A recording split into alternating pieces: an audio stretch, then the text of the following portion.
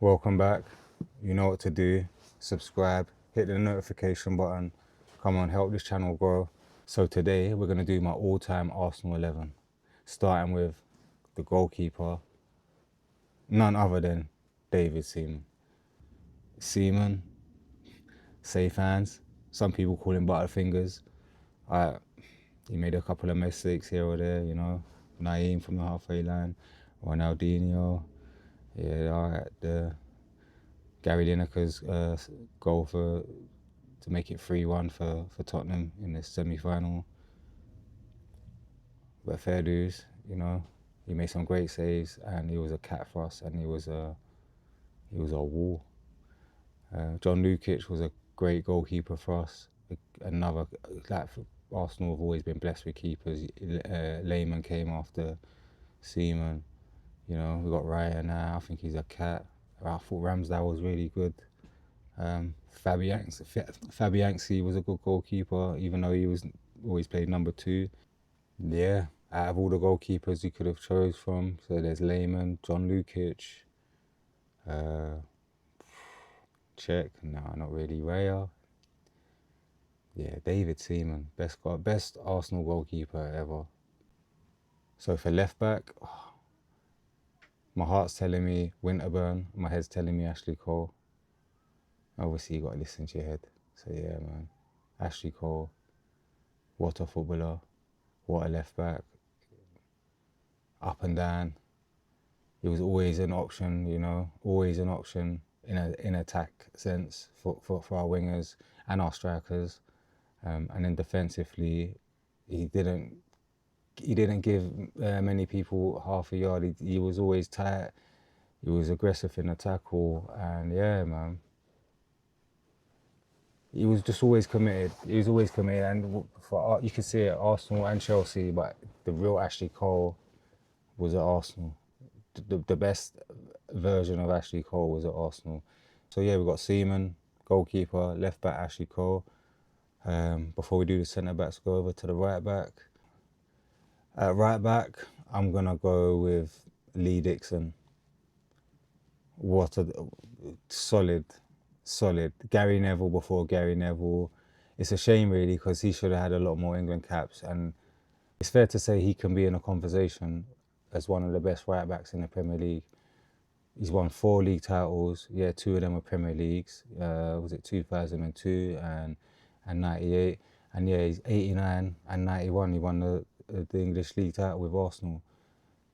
FA Cups, come on, League Cup. So there should be a mention for him, man. He could overlap. He could cross a ball. He could tackle. He was aggressive with it. Come on, man. He was part of that famous back 4, so had the offside on lock. So that means he wasn't stupid. Like, these guys were intelligent footballers still back in the day. Like, people write them off because they drank beer and all that. They're stupid. No, man. They on the football pitch they were mavericks and they were all amazing in their own way. And they were much better than the footballers that we got today. We all watch academy football now. We don't watch men's football. We watch academies football now. But that's another subject. My centre backs. So I'll have to go, obviously, Tony Adams. Donkey winning the derby lives forever in my memory. I'll never forget that, where I was, man, watching that game and how happy this guy made me feel, heading the ball into the ground and against Eric Torsfeld. Yeah, those were the days, man. Being young, carefree, watching the football. But yeah, Tony Adams, what a footballer, what an inspirational, and yeah, a true leader. And Mr. Arsenal, it's just Arsenal. When you think of Arsenal, you got to think of Tony Adams. Yeah, he just bleeds red and white. And then my other centre back would have to be Sol Campbell. Not just because we took him from our rivals, but he on his day, world class, pace, power, strong in a tackle, man. Just yeah, just a wall, man, just a unit, absolute unit, and yeah, amazing for us, absolutely amazing, invincible. So that's the back four sorted. We've got Seaman in goal, we've got Ashley Cole left back, we've got Lee Dixon right back, and we've got Sol Campbell and Tony Adams as the two centre backs. Now we need a holding midfielder, someone just to protect the back four and to boss a game. Can do everything. Absolute maverick. Absolute a world class. We need a worldie, absolute worldie. Then no one but Patrick Vieira. Come on. What? Mate, he had everything. He had everything. Again, another leader, man. Like this spine's gonna say lead. Like Seaman in his own right was a leader, but Tony Adams was a leader. Patrick Vieira was a leader. Them two, the team's strong. But yeah, man, Patrick Vieira. It was so upset. We just knew he was gonna leave us. Every year Juventus kept coming for him. Every season Juventus were coming for him. We just knew one year. We just knew one day he was gonna go. It had to happen, man. We couldn't hold on to him forever. So we don't really hold that against him, man. It's a shame. It's a shame we couldn't hold on to our players, but financially we weren't where we would like to be. Let's be honest. So that's why we had to leave Highbury and go to the Emirates. But yeah, Patrick Vieira, amazing. Yeah, so Patrick Vieira, my CDM, solid. Like two midfielders in front of my DM. One box to box-ish, you know, likes to get about busy, and then one just a maverick, just flary. So we're gonna go David Rocastle. That's gonna be my box to box, but he can play like a Brazilian. And again, a leader. We'll fight for that. We'll fight for that badge. We'll never ever let us down. Got to have Rocastle. 89, 91. Like I say, a true leader. Remember who you are, and what you represent. This team there can't be an Arsenal great without David Rocastle in it. And then my Maverick, do whatever the hell you want. I don't care. And I know you got a bit of bite in you. I know you care and you're going to have a fight. And again, another leader, Dennis Bergkamp. I see an interview recently and he said he sees himself as an offensive attacker and he likes to come deep. That's perfect. That's my number 10. He's right there alongside Rocastle. Well, Rocastle and Vieira could sit next to each other and Bergkamp could go in front. It doesn't matter, but ideally I want one to sit, one to support the attacking midfielder and protect him, make sure no one's trying to bully him, you know, make sure there's always someone around to say Bergkamp can look after himself, but yeah, he's always gonna have Rocastle there or Vieira there to help out. So that's a nice midfield there. That's Vieira, that's Rocastle, and that's Bergkamp. Rocastle, like I say, could play like a Brazilian, so could Vieira. So don't think there's nothing silky going on there. There's a lot of silkiness going there. Dennis Bergkamp speaks for itself. But trust me, there's a lot of football being played there between them three. And then, like I say, try Ashley Cole in the mix. He's running around for these guys. They'll find him.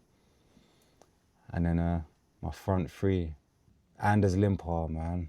Like I was a kid, and anyone who played on the wing would as an Arsenal fan, wanted to either pretend to be Paul Merson or Limpar.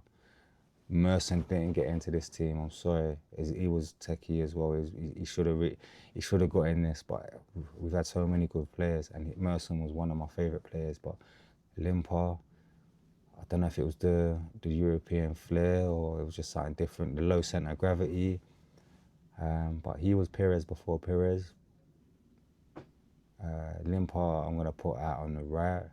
He won us the league title in '91. The first one I really remember, and he was part of that. So I have to put him in there. And he was techie, man. What a player!